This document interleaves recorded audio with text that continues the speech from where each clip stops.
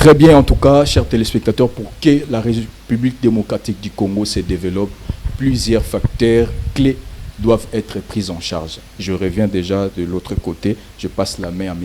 Didia. Vous avez parlé des facteurs qui défavorisent le développement de la République démocratique du Congo, qui empêchent plutôt la République à décoller, à s'imposer dans l'échiquier international. Exact. En tout cas, maître, messieurs, j'ai dit, en tout cas, moi je suis habitué de vous appeler maître. Vous êtes un activiste de droits de l'homme. Vous avez évoqué surtout la justice, vous avez évoqué le clientélisme. On a vu, nous sommes témoins, nous sommes ici à Kinshasa, c'est au fait ce qui se passe en République démocratique du Congo.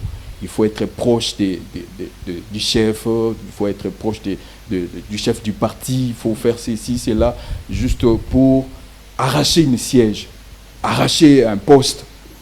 Qu'est-ce que vous pouvez maintenant ajouter si on peut déjà toucher le vif du sujet? Merci beaucoup. Avant ça, permettez-moi de saluer la pertinence des interventions de mes co-débatteurs. Oui. Je suis vraiment flatté par la pertinence de leurs interventions. C'est pour moi une première fois de les rencontrer. Vraiment. Mais ce sont vraiment des éminences grises. Et pour ça, je vous salue aussi pour le casting, les choix des intervenants. Et également, je voulais signaler que la liste n'est pas exhaustive. Voilà. Je suis en train de poser un diagnostic. Oui. Je n'ai pas la prétention de poser un diagnostic qui soit complet. Oui.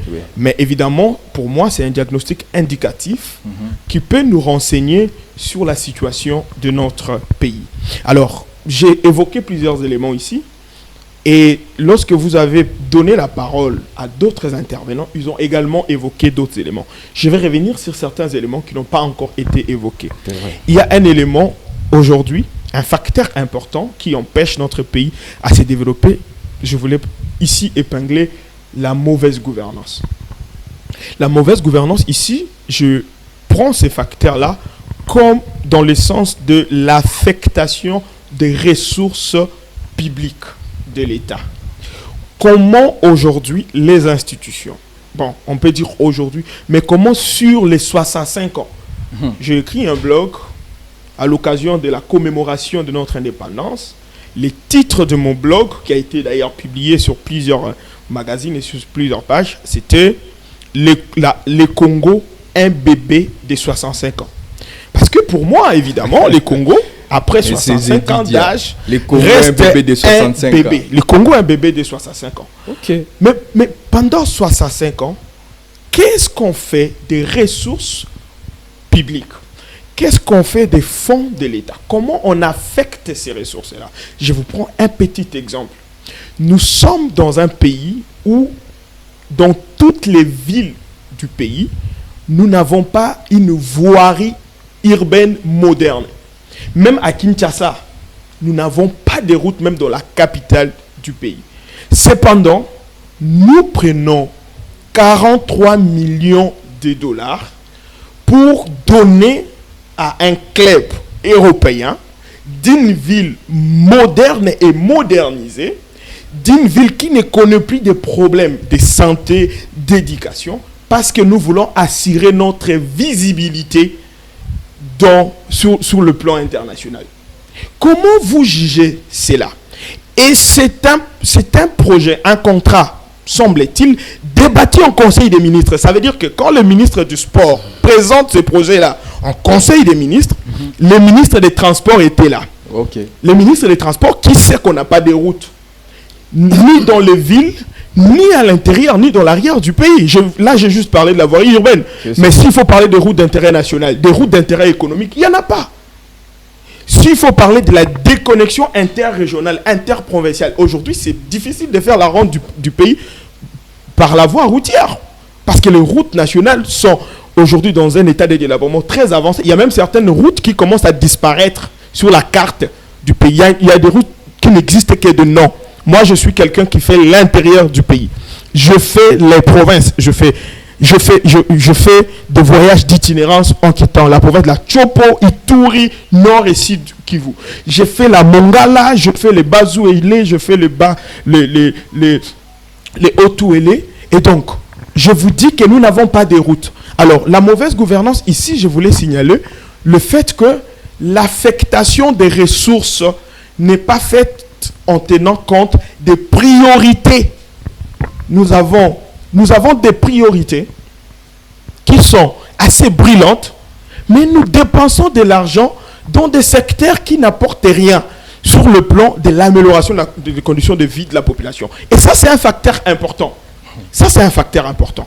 Au-delà de la mauvaise gouvernance, il y a aussi un autre élément que je voulais évoquer et qui a été évoqué en liminaire par les pasteurs, dont je salue encore la pertinence de l'argumentaire. C'est l'absence de vision.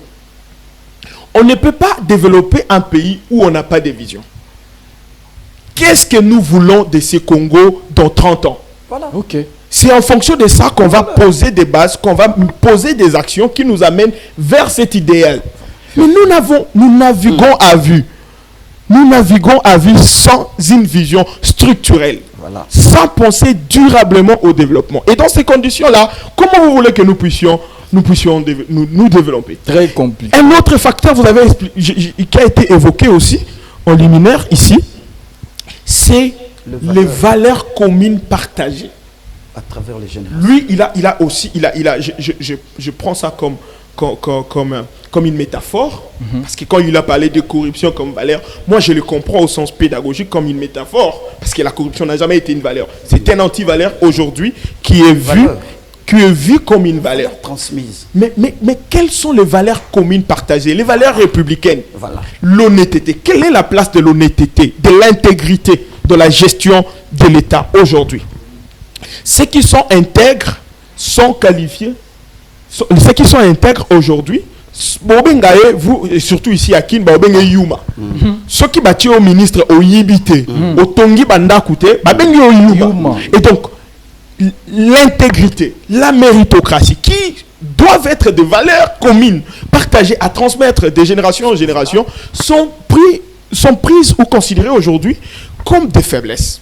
Mais les antivaleurs comme la course à l'enrichissement insolent, pour emprunter les concepts qui a été utilisé ici, c'est vu aujourd'hui comme des valeurs. Voilà. Et si un peuple, une nation, qui n'a pas de... Parce que dans la définition de la nation, moi je suis politologue, j'aime bien les sens, j'aime bien la pesanteur sémantique de mots. Quand on parle d'une nation, il y a des définitions. Soit on la définit de manière objective, soit on la définit de manière subjective. La définition subjective d'une nation renvoie, n'est-ce pas,